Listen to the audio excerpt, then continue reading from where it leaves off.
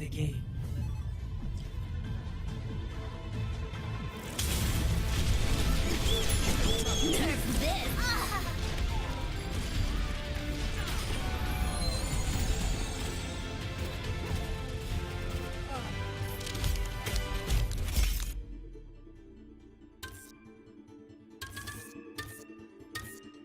Epic. Thanks for your support!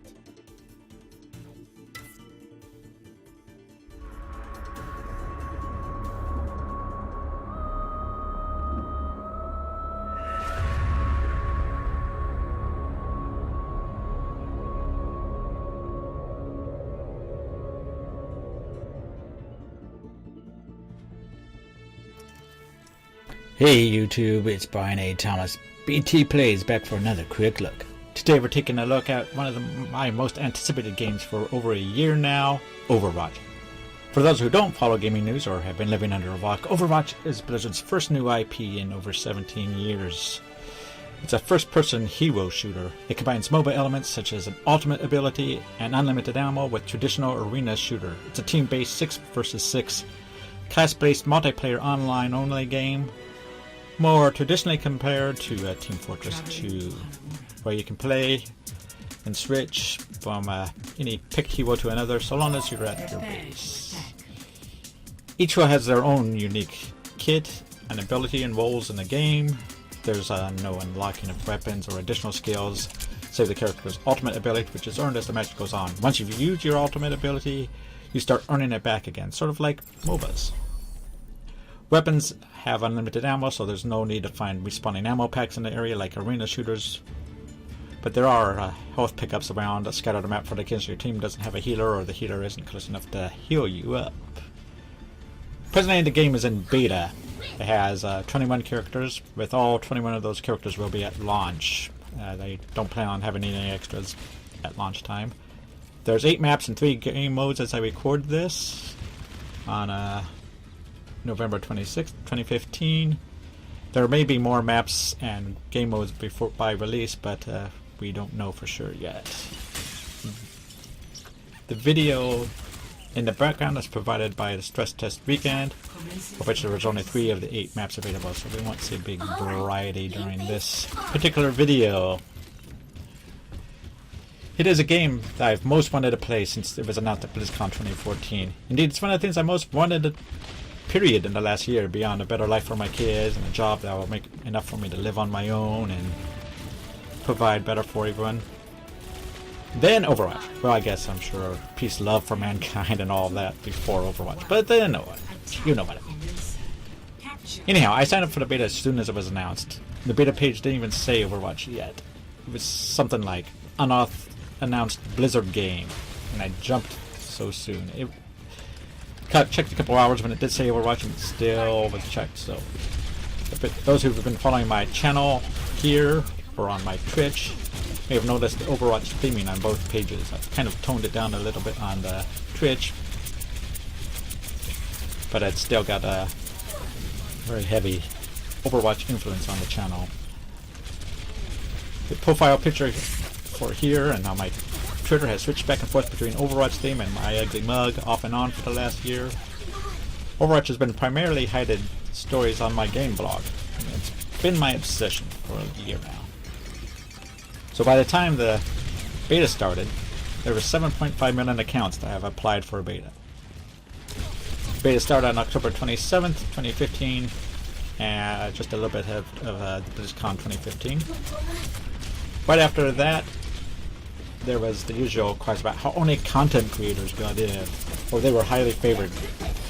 But one of the Blizzard PR team, Zoe, sorry if I'm mispronouncing your name, pointed out that only 1% of the beta population were people that they had invited in by hand.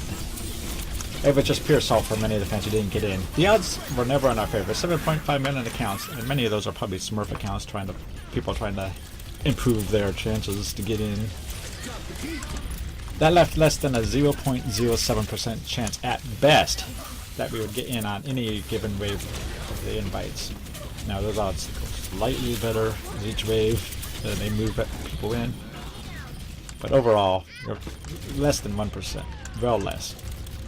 Indeed, I did a whole article on the salt about Overwatch in my blog. I don't get the salt. As of the recording a month after beta, I'm still not in. But I understand that the chance of getting in are very low. Odd enough, even though I'm pretty sure even the saltiest of people didn't uncheck their Overwatch beta for being so upset they weren't in. Now, I was pretty sad about not getting in during the recent stress test weekend. I signed up super early, pre-purchased the Digital Deluxe Origins Edition because I wanted the digital extras, the skins, the Tracer Hero for Heroes of the Storm, about the only MOBA that I really enjoy. I love and own Diablo 3 and Reaper of Souls. I own the WoW expansions up to Mists and had an active subscription for a number of years. I've been a Blizzard faithful for years. Now, of course, none of that really matters in terms of the random number generator that I got. That still made me sad a bit. As an aside, I did post an idea for rated queues in my blog post about Overwatch Salt that would help some of us who've been Blizzard faithful or been Overwatch obsessed to get in easier. I'm sure Blizzard's not looking at that kind of stuff though. The footage playing in the background comes via my son, who's one who he only owns one title and hasn't been online for a couple months, but was flagged for the stress test weekend. It was only by chance that we even looked at his account. There was no StarCraft arcade mode played for that weekend, I can tell you. Anyhow, big shout out for him.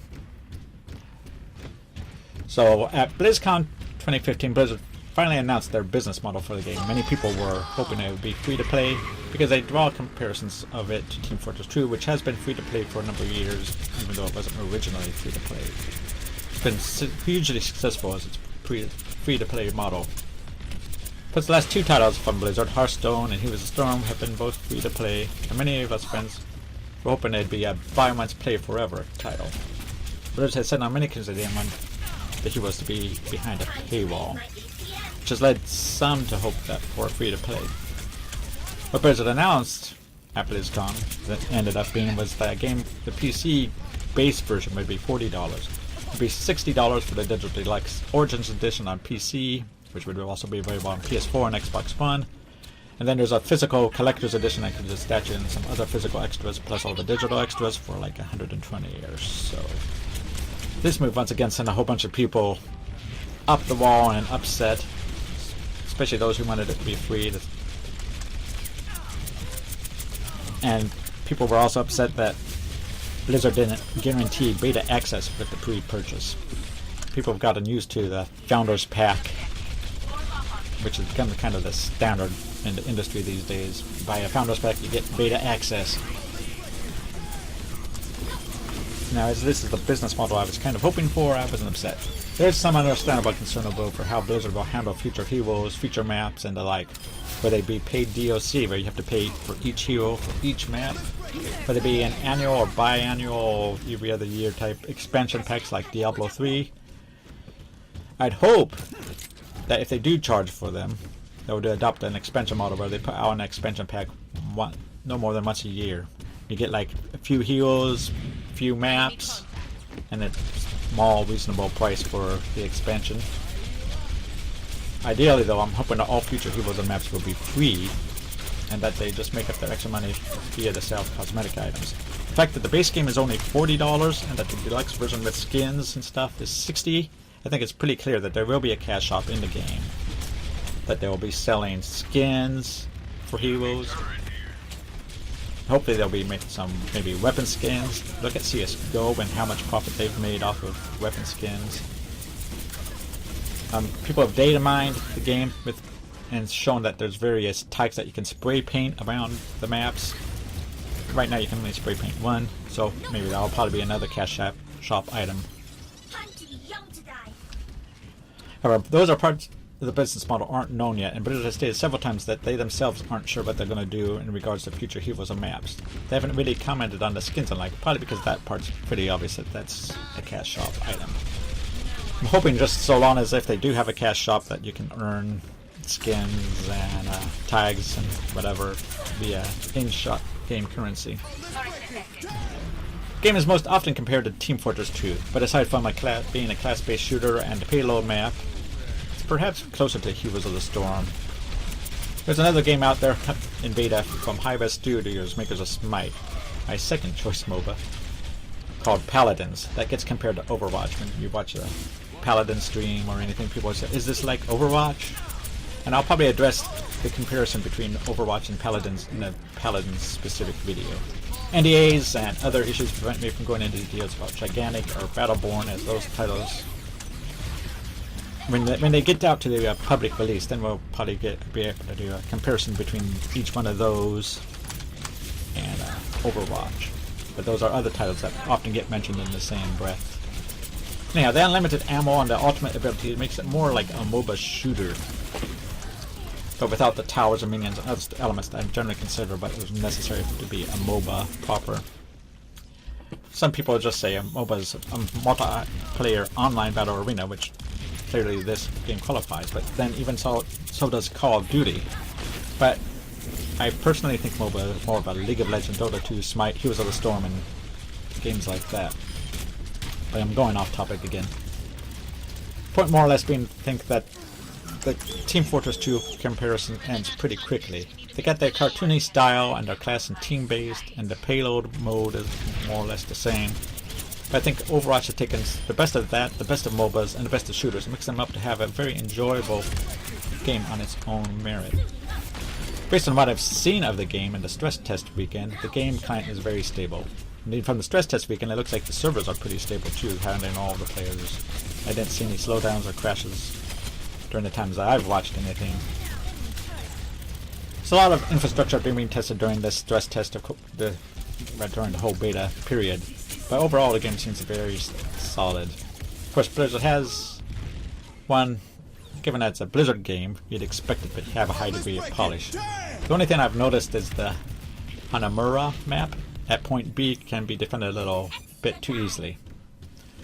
This is perhaps a good moment to mention that the game right now you can have an unlimited number of heroes on your team. You can have 6 Bastions if you want. This causes concern with them on a small, very vocal number of the player base. I think we should be limited to just 1 or 2 of any characters on a team composition. But the game is very much a rock, paper, scissors sort of game. Each hero is counterbalanced by another hero. The difficulty of a few Bastions defending point B on Hanamura isn't a problem with allowing more than 1 or 2 of each hero, but the limit of that map at that one point. Tracer, Diva, Reaper, they all have viable means of getting behind a line and causing havoc amongst the Bastions there. The difficulty is coordinating the attack to get past them. The game has a built-in voice-over IP system which, based on the streams and the like, doesn't seem to be used as much as it should be.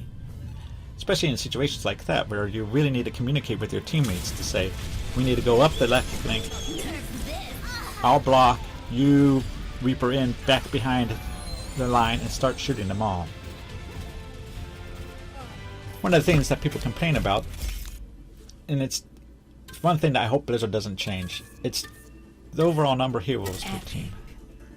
At least in the normal mode. In a competitive ladder, maybe you can have some sort of limit, perhaps something like a team's vote on, like how MOBAs vote against certain characters. Perhaps they'll vote for a limit to like 1 or 2, maybe 3 of any one hero. And that could be voted on in the ladder of like how many players to limit it to, characters to limit to. Another common complaint is the lack of a kill feed and not enough information on the tab screen and the lack of a score screen. Now I can see perhaps a need for a kill feed, but I don't think the game needs a score screen with everyone's KDA. The tab screen does give you your own kill information and deaths and other information like that. And if a hero is alive or dead and how much time it is until they're alive again. It doesn't, near as I can tell, give you the stat of your teammates' ultimate abilities, and if they're up, and how long until they are up, which would help, I agree. That doesn't need to give much, and it does need to give information to support characters, like how well they're blocking damage and how well they're doing at healing. There's a card at the end of the match that notes a player that did lots of blocking damage, but I don't recall ever seeing one that like for a Mercy saying how much healing she's done for the team, and it could use something like that. The game does need to give more feedback to the support players during the match. It needs to give you more feedback on like encouragement to do more healing, boosting, blocking damage and stuff. But I don't think it needs a score screen during either the match or at the end of the match with everyone's KDA. Perhaps it's again for the competitive ladder. Something like a KDA might be something people might want to see or use, but for the regular mode that most of us are going to be playing on, we don't need that. All the KDA is make the overly competitive members that the players who don't have a high enough KDA, and KDA isn't the whole picture, especially when you can't, and indeed you should be switching out of heals during the match. A healer should have a low KDA, and just because they have low healing score at the end doesn't mean they were a bad healer. Perhaps they were playing a tank most of the game.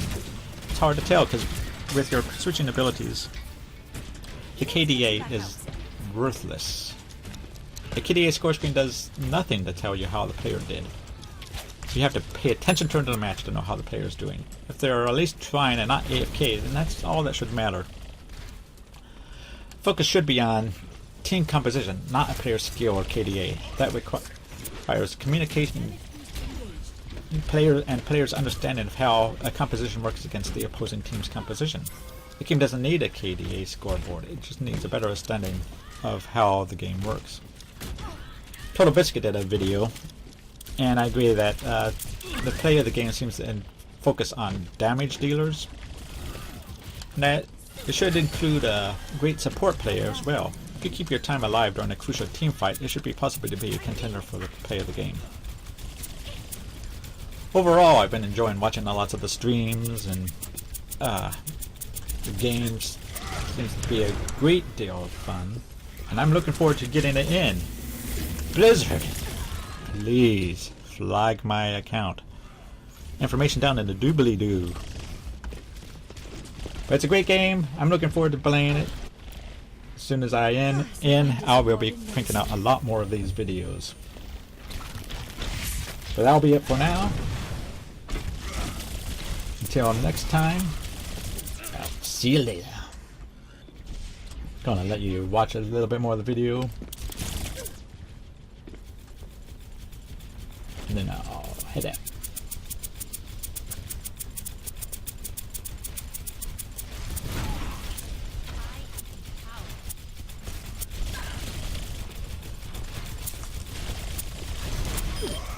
Don't let up on him.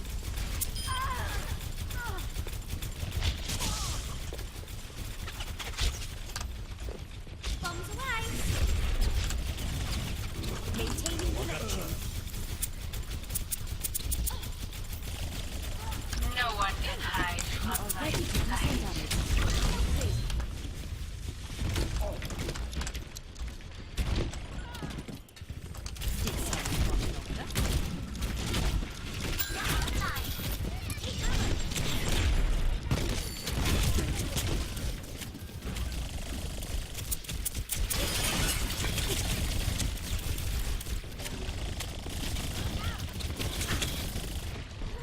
Damage boost engaged.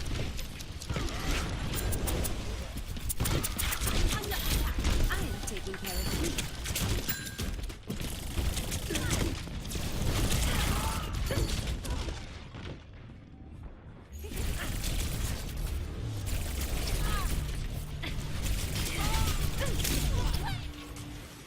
A speedy recovery.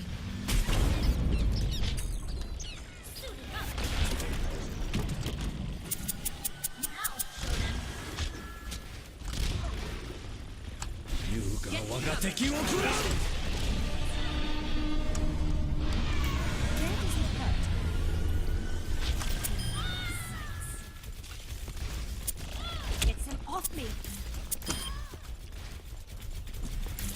Ever get that feeling, deja vu?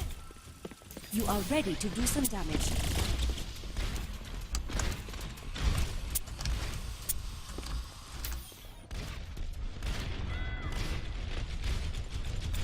Damage boost engaged. Mighty. 60 seconds.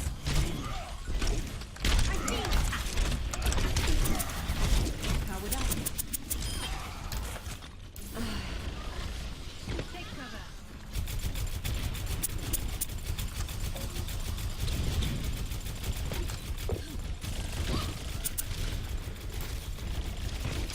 You are ready to do some damage.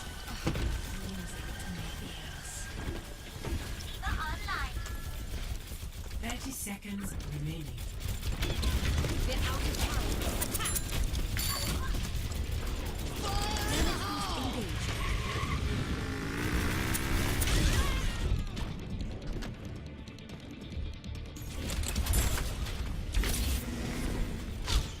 No.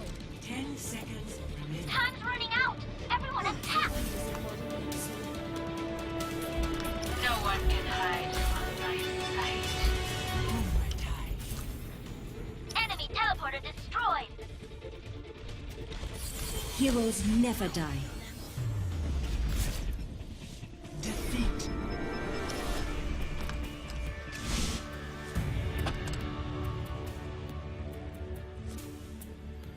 Play of the game.